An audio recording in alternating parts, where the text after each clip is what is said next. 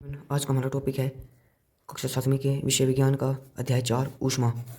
ये हमारा NCERT book से लिए गए हैं। ठीक है, तो चलिए स्टार्ट करते हैं। तो सबसे पहले ऊष्मा क्या है।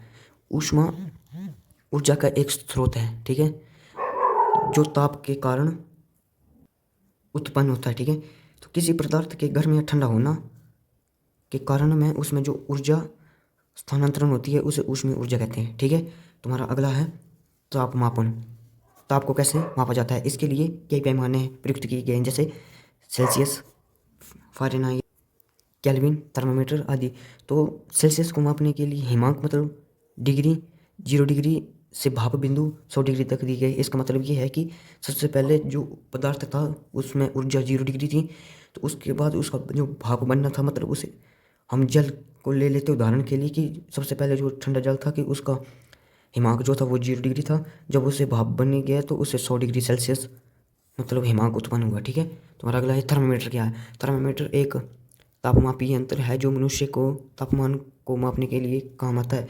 मतलब ये जो है जिससे हम अपने बुखार टेम्परेचर को मापा जाता है। ठीक है, तो अगला है प्रयोगशाला में तापमापी।